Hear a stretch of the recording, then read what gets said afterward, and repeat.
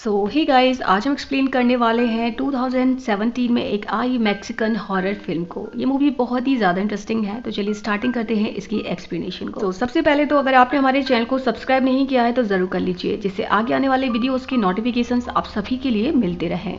Movie की starting होती है एक हॉस्पिटल को दिखाते हुए, जहां पर हम इनमेनुअल रिटर और उसकी बीवी मेलिना मैरिएटर को देख पाते हैं, जो कि एक न्यू बॉर्न बेबी के साथ में सेलिब्रेशन कर रहे थे। रिटर एक पुलिस ऑफिसर था जिसको स्टेशन के काम के लिए अचानक यहाँ पर कॉल आ जाती है, जिसके चलते उसको यहाँ से जाना पड़ता है। और अब एक नर्स आती है जो कि रिटर के बेटे को ले जाती है और मैरिना को डिस्चार्ज पेपर बनाने लगती है। हम देखते हैं कि वहाँ पर और भी बहुत सारे बेबीज पैदा हुए थे, जिनके पेरेंट्स भी काफी ज्यादा खुश थे। तभी हमारी नजर जाती है बियरब्रेस और उसके बेटे पर, जिसकी आंटी अलीना और उसका बच्चा जेनोथन ये देखकर काफी ज्यादा खुश हो जाते हैं। खैर, हमारा सीन शिफ्ट होता है रिटर के ऊपर। जैसे ही वो वहाँ से बाहर निकलता है, तभी वहाँ पर एक नर्स आती है जो कि दिखने में बिल्कुल भी ठीक नहीं लग रही थी। अब वो पहली वाली नर्स से अपनी ड्यूटी को स्विच करती है और बस तभी अचानक से एक एक करके सभी बच्चों को सर्जिकल नाइफ की मदद से जान से मार देती है। जब तक सभी लोग अंदर आने की कोशिश करते हैं, वो सभी को मार चुकी थी और सडनली वो खुद का भी गला काट देती है। तब इन बातों का रिटर्न को पता चलता है तो वो अंदर से टूट जाता है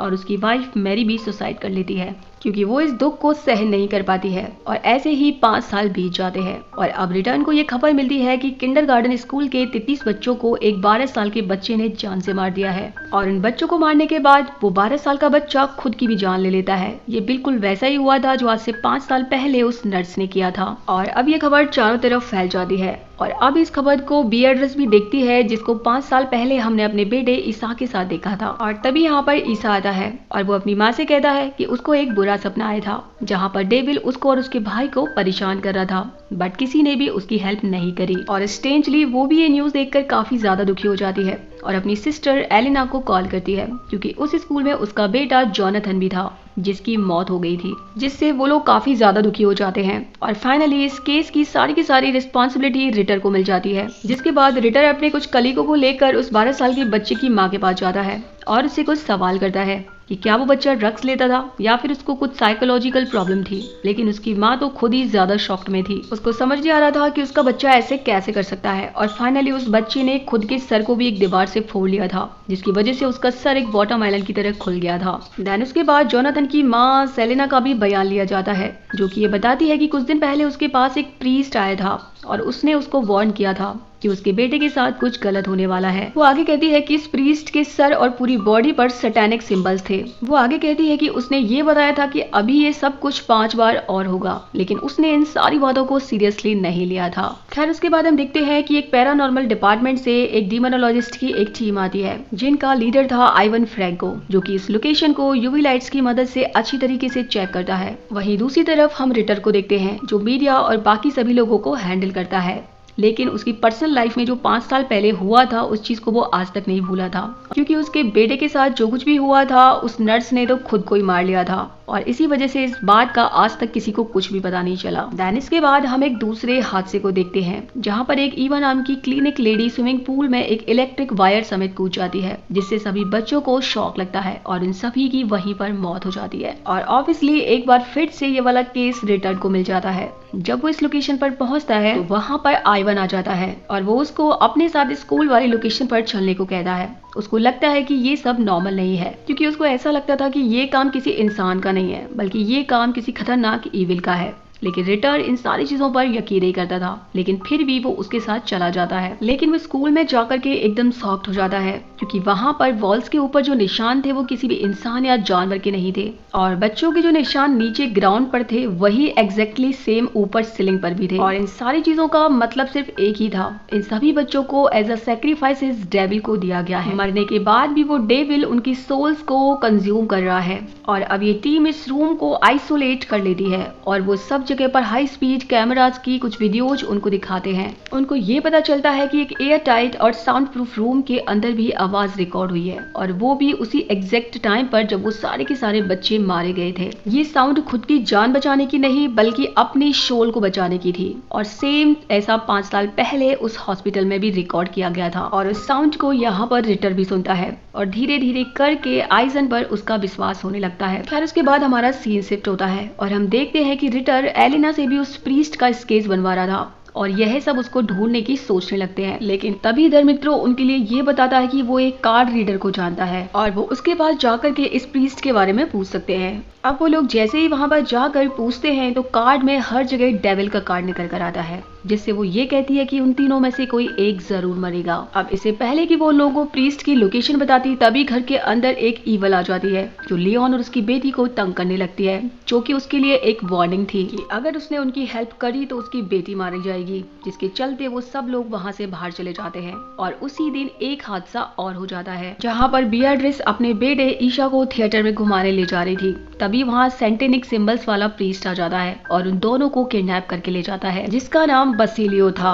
ठीक उसी समय एक अनजान व्यक्ति उस यूज थिएटर के अंदर जाता है, जो कि एक सुसाइड बॉम्बर था और पूरे थिएटर को खुद के साथ ही ब्लास्ट कर देता है। और उसी रात इन सबको एक इम्पोर्टेंट इन्फॉर्मेशन मिलती है कि ये सब कुछ ईसा से जुड़ा हुआ है, क्योंकि जो भी हमले हुए हैं वहां पर हर बार वो मौजूद होता है और वो 5 साल पहले हॉस्पिटल में जो अटैक हुआ था वो भी इससे ही रिलेटेड था। पर उन सभी को ये समझ में नहीं आ रहा था कि आखिरकार ईसा ही क्यों। खैर तभी हम देखते हैं उस ब्लास्ट में एक सर्वाइवल होती है, जो कि उनको ये बताती है कि वो प्रीस्ट वहां पर इस ब्लास्ट से पहले मौजूद था। और तभी इन सबको चर्च ऑफ द चिल्ड्रन के बारे में पता चलता है और इन सबको लगता है कि वो प्रीस्ट वहां पर हो सकता है। और अब रिटर और आइवर वहां पर जाते हैं, तभी अचानक से उनको जीसस क्राइस्ट के पुतले के अंदर एक डीमन कैद मिलता है, जिसको क्रूसीफिक्स पर बांधा गया था। वो अचानक से वहां से उड़ जाता है और ये मोमेंट काफी ज्यादा डरावना था। वो सीधा का सीधा रिटर से बात करता है, क्योंकि रिटर के अंदर काफी नफरत, गुस्सा और दुख था। तब उसकी बीवी और बच्चे से मिलवाने का वो लालच देता है। उसका ये भी कहना था कि वो बस एक बच्चे को मार दे और सारी की सारी किलिंग्स रुक जाएंगे। आइवर रिटर को उसके झांसे में आने से और उसके सामने झुकने से मना करता है, बट तभी वो ये बोलता है कि उसका बेटा इस धरती पर राज करेगा और सबको उसके सामने झुकना होगा। और अब कुछ समय के लिए रिटर को उसकी बीवी और उसका बच्चा भी दिखाई देता है, जो कि असल में डीमन का दिखाया हुआ था।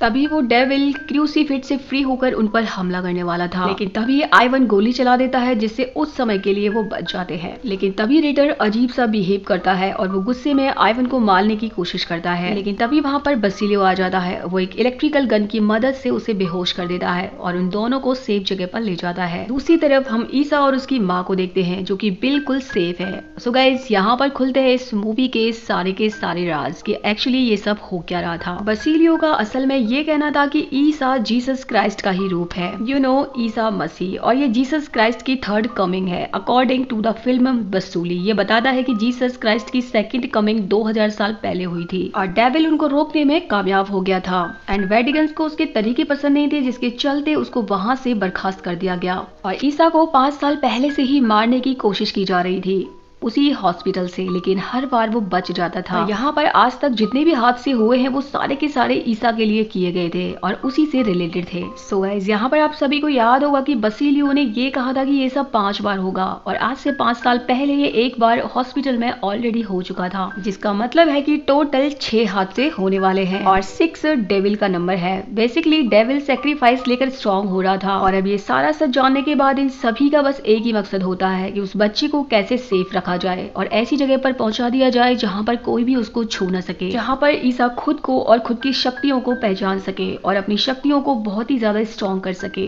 और डेविल को सिर्फ ईसा ही खत्म कर सकता था, जिसके लिए ये सभी लोग एक ओल्ड टनल के सहारे दूसरी जगह पर जाने के लिए निकल जाते हैं। जिस दौरान बसिलियो इनको ये बताता है कि उसने अपनी सोल को डेविल के लिए बेच दिया था ताकि वो हर चीज के बारे में इंफॉर्मेशन पा सके और जान सके कि क्या ये सब वाकई में होता है। और तभी अचानक से ये सभी एक ऐसी जगह पर पहुंच जाते हैं जहां पर बहुत सारी इवल थिंग्स रखी हुई थी। अब इससे पहले ये सब वहां से निकल पाते, तभी यहाँ पर रीडर अजीब करने लगता है क्योंकि उसके अंदर एक डेविल आ गया था। अब यहाँ पर क्वेश्चन आता है कि रिटर पजेस कब हुआ। तो जिस समय आइवन और रिटर चिल्ड्रन ऑफ चर्च गए थे उसी समय डीमन ने उसको पजेस कर लिया था। खैर अब वहाँ पर बसिलियो थोड़ा प्रे करता है, जिससे कुछ देर के लिए रिटर शांत हो जाता है और तभी अचानक उस टनल के अंदर लाइट चली जाती है और इसी का फायदा उठाकर वो एक आदमी को मार देता है। आइवन को बेहोश करके बसिलियो को इलेक्ट्रिक शॉक देता है। तभी बिहेड्रिस ईसा को लेकर वहां से भागने लगती है और हम देखते हैं कि डेविल्स ईसा को मारने के लिए भाग रहा होता है और टनल की दूसरी तरफ रिटर का कलीग डमित्रो उसका वेट कर रहा था। और अब जैसे ही वो सब टनल से बाहर निकल के आते हैं, रिटर अपने ही कलीग को गोली मार देता है और टैरो कार्ड रीडर ने भी यही कहा था कि उन तीनों में से एक मारा जाएगा और ठीक बिल्कुल वैसा ही हुआ था।